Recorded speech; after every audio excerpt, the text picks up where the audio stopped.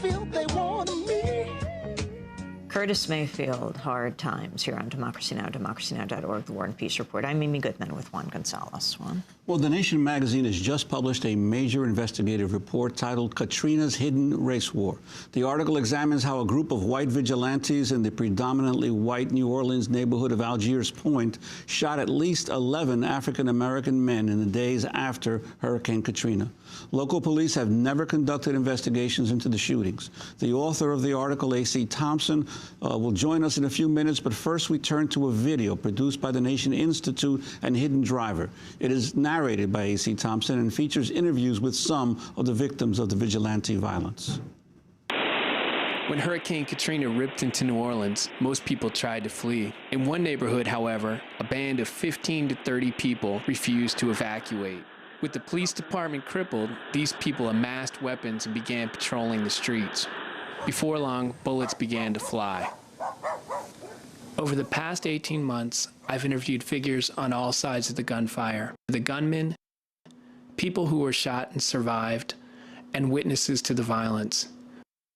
Severed from the rest of New Orleans by the river, Algiers Point is an insular, predominantly white neighborhood within the larger Algiers district, which is mostly African American.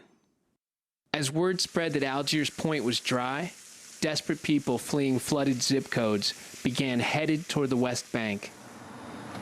I never thought that I would witness what I did during Katrina. You know, not in Algiers Point. Not among some individuals that I classified as neighbors. We're blocking both ends of the street. This is during Hurricane, Katrina. They're doing looting. They're looting the businesses right now, and we figure they'll eventually get around to looting the houses. Fearing an influx of outsiders, the gunmen of Algiers Point barricaded their streets. Malik Rahim is one of a handful of blacks living in Algiers Point. In the days after Katrina, he says he was threatened at gunpoint by several white neighbors. I couldn't walk through Algiers Point. You couldn't? Oh, no, I could stay on my block. But if I would have turned that corner, I would have been in a firefight. Malik's friend, Reggie Bell, was also confronted at gunpoint. After they caught up with him, they told him to run. And if he would have ran, they was going to kill him. They were going to shoot him in the back. And he told him, he said, hey, man, he said, I live right here. He told him to run. At the ferry terminal in Algiers Point, the National Guard established an evacuation zone and began busing flood victims to Houston. On September 1st, 2005, Donnell Harrington left his home and began walking toward the ferry terminal with his cousin, Marcel Alexander, and a friend, Chris Collins. To get to the evacuation zone, the trio had to walk through Algiers Point. You know, I was talking to my cousin and our friend, and I was telling them that, yeah, we finally about to get out of here. You know, I was talking, because my cousin was on the side of me, on the right side, and I looked down at my arms and everything, and because you know, some of the shots hit me in my arm, my chest, my neck, my stomach, and you know, I just saw blood everywhere. As I'm trying to pick him up, the shots again, so I felt. And Donnell trying to get up, and we always trying, we panicking now. And he was like hollering, like, you okay, you all right? And he was, you know, like I said, he was pretty hysterical, man. And when I saw the guy, when I actually recognized the guy with the shotgun, you know, and it was like he was reloading or something. As I'm trying to pick him up, they coming towards us with the gun. Like probably, like at that time, like probably 2 or 3 of them. And so now I'm trying to get out this guy, trying to get away from him, you know? 2 of them coming my way, and 1 of them coming at the nail way.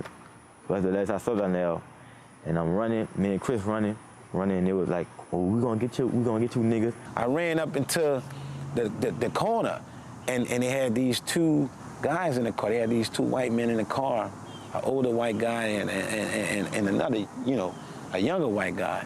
And they had their shirts off. I can remember, you know. And they were like in a small pickup truck. We know y'all, what y'all was doing. We saw y'all. Marcel goes on to say the vigilantes thought he was a looter. And You know, I'm asking these guys, I'm like, help, you know, help me, you know what I mean? And the guys was like, I can remember him telling me, we can't help you, you know? Get out of here, you know what I'm saying?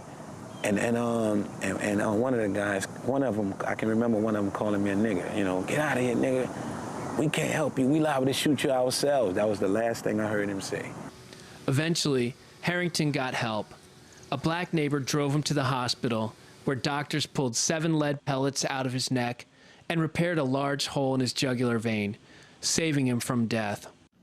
Some of the white men involved in the vigilante group have publicly bragged about taking part in the violence, but none of them has been arrested. In 2005, several of the men talked about their activities in the Danish documentary Welcome to New Orleans. How do you protect yourself? You had to do what you had to do. You know, if you had to shoot somebody, you had to shoot somebody. No, we had... That's simple. We had looters. It was great. It was great. It was like pheasant season in South Dakota. Right on. If it moved, you shot it. That's not a pheasant. We're not in South Dakota. What's wrong with this picture? We walked the streets. We had sidearms. You know, you had no choice. It was that bad. He said, just put them on the side because they knew they were doing wrong, you know. He said, just put them to the side. That's all we could do. In Chicago. I am no longer a Yankee. No. I earned my wings. He understands the N-word now. I learned my wings. Like it with all the looters and stuff. What looters? You didn't see all the looters? We had 3. They left here, one without a T-shirt, and the other's full of buckshot. And we have the T-shirt to prove it. Really? Oh, yeah. What happened? We shot them. What happens in other parts of this state, I don't know about. But over we don't here, care about. But in this neighborhood, we take care of our own. We sent them back into wherever they came from and said, don't come back.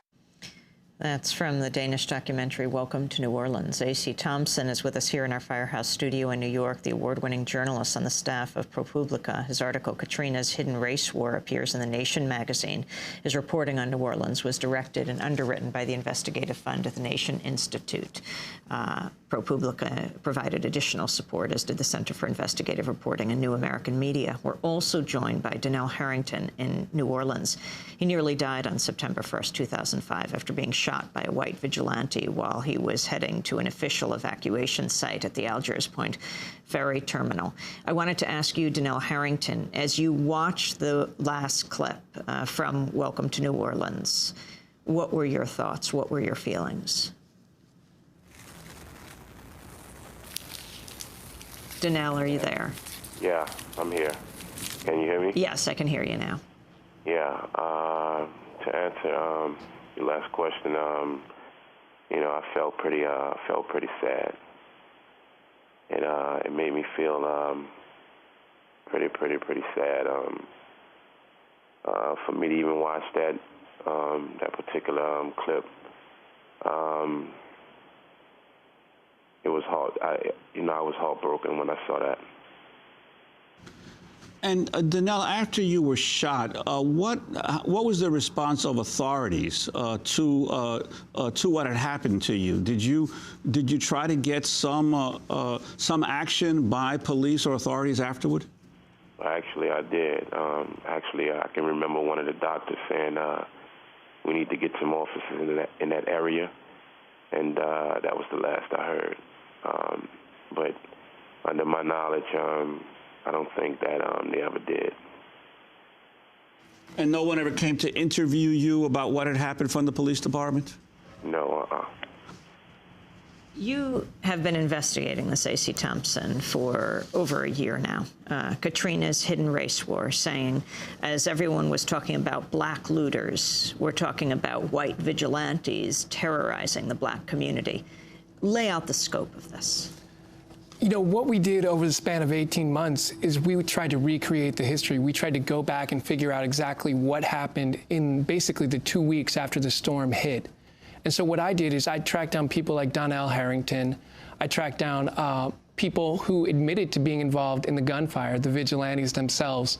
I tracked down eyewitnesses, people like Malik Rahim, and I asked everyone, what did you see? Don't tell me about what you heard about. Don't tell me about what people told you about. Tell me about what you saw, what you were involved in, what you experienced. And what I came to believe from my interviews was that at least 11 people, all of them African-American males, were shot in the Algiers Point neighborhood during about the week after the storm hit. That information was bolstered, one, by a trauma surgeon, the doctor who operated on Donnell, who said, hey, we had a whole stream of people in our emergency room who'd been shot, some of them fatally. He said at least 5 or 6 non-fatal gunshot wounds, 3 fatal gunshot wounds. And he said, look, I don't think any of these cases have been investigated. I think they went unreported. As well, we looked